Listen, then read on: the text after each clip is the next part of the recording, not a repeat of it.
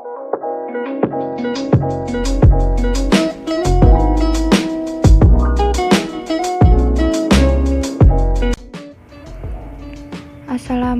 warahmatullahi wabarakatuh.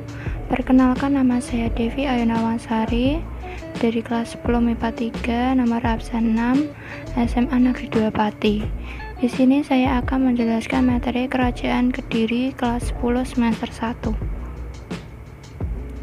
Letak geografis Kerajaan Kediri. Kerajaan Kediri adalah sebuah kerajaan besar di Jawa Timur yang berdiri pada abad ke-12. Letak Kerajaan Kediri terdapat di Jawa Timur, berada di sebelah selatan Sungai Berantas. Kerajaan ini berpusat kota di Kota Daha yang terletak di sekitar kota Kediri sekarang. Kerajaan ini merupakan bagian dari Kerajaan Mataram kuno. Pusat kerajaannya terletak di tepi Sungai Berantas yang pada masa itu telah menjadi jalur pelayaran yang ramai. Melalui pelabuhan Canggu, aktivitas perekonomian rakyat sangat lancar, sehingga mendatangkan kemakmuran. Daerahnya subur dan aliran sungainya dipakai sebagai sarana transportasi.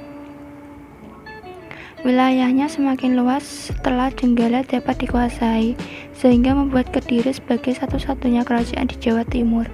Wilayahnya kekuasaannya meliputi Kediri, Madiun, dan bagian barat Medang Kamulan. Kehidupan politik Kerajaan Kediri. Semenjak Erlangga membagi kerajaan menjadi dua, konflik antara Jenggala dan Panjalu atau Kediri senantiasa terjadi. Prasasti Banjaran menyebutkan kemenangan Panjalu atas Jenggala.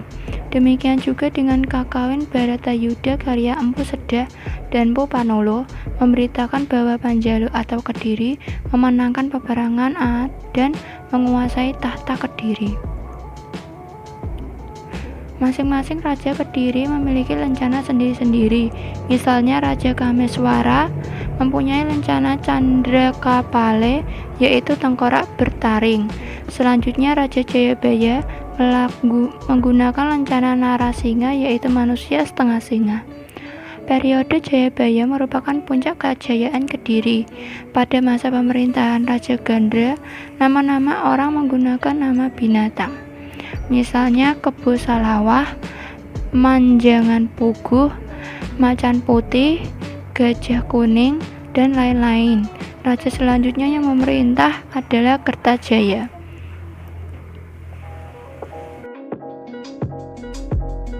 Berikut ini raja-raja yang pernah memerintah di Kerajaan Panjalu atau Kerajaan Kediri. 1. Rakai Sirikan Sri Bameswara memerintah hingga tahun 1134 Masehi. Raja Jayabaya memerintah pada tahun 1057 Saka atau 1135 Masehi. Raja Sarweswara memerintah tahun 1159 hingga 1169. Sri Aryeswara memerintah hanya sampai tahun 1181. Sri Gandra Kameswara memerintah pada tahun 1182 sampai 1185. Kertajaya memerintah tahun 1185 hingga 1222. Kehidupan ekonomi. Kediri merupakan kerajaan agraris dan maritim. Masyarakat yang hidup di daerah pedalaman bermata pencaharian sebagai petani. Hasil pertanian di daerah pedalaman Kerajaan Kediri sangat melimpah karena didukung oleh kondisi tanah yang subur. Hasil pertanian yang melimpah memberikan kemakmuran bagi rakyat. Masyarakat yang berada di daerah pesisir hidup dari perdagangan dan pelayaran. Pada masa itu perdagangan dan pelayaran berkembang pesat. Para pedagang Kediri sudah melakukan hubungan dagang dengan Maluku dan Sriwijaya. Pada masa itu mata uang yang terbuat dari emas dan campuran antara perak, timah, dan tembaga sudah digunakan. Hubungan antara daerah pedalaman dan daerah pesisir sudah berjalan cukup lancar. Sungai Berantas banyak digunakan untuk lalu lintas perdagangan antara daerah pedalaman dan daerah pesisir. Kehidupan agama. Masyarakat Kediri memiliki kehidupan agama yang sangat religius. Mereka menganut agama Hindu Shiva. Hal ini terlihat dari berbagai peninggalan arkeolog yang ditemukan di wilayah Kediri, yakni berupa arca-arca di Candi Gura dan Candi Tondo Wongso. Arca-arca tersebut menunjukkan latar belakang agama Hindu Shiva. Para penganut agama Hindu Shiva menyembah Dewa Shiva karena mereka mempercayai bahwa Dewa Shiva dapat menjelma menjadi Shiva Mahadewa atau Maheswara, Dewa Mahaguru, dan Makala. Salah satu pemujian yang dilakukan pendeta adalah dengan mengucap mantra yang disebut mantra Caturdasa Shiva atau 14 wujud Shiva. Kehidupan sosial budaya. Kondisi masyarakat Kediri sudah teratur, penduduknya sudah memakai kain sampai di bawah lutut, rambut diurai, serta rumahnya bersih dan rapi.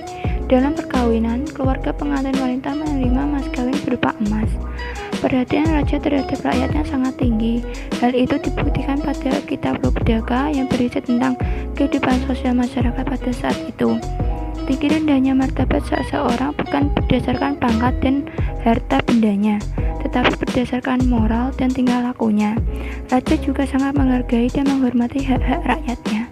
Akibatnya, rakyat dapat leluasa menjalankan aktivitas kehidupan sehari-hari. Pada masa pemerintahan Kameswara juga ditulis karya sastra antara lain sebagai berikut. Kitab Werta Sancaya yang berisi petunjuk tentang cara membuat syair yang baik. Kitab itu ditulis oleh Empu Tan Akung. Kitab Smarandahana berupa kakawin yang digubah oleh Empu Darmaja. Kitab itu berisi pujian kepada raja sebagai seorang titisan Dewa Kama. Kitab itu juga menyebutkan bahwa nama ibu kota kerajaannya adalah Dahana. Kitab Lobdaka ditulis oleh Empu Tan Akung. Kitab itu berisi kisah Lobdaka, seorang pemburu yang mestinya masuk neraka. Karena pemujiannya yang istimewa, ia ditolong dewa dan rohnya diangkat ke surga.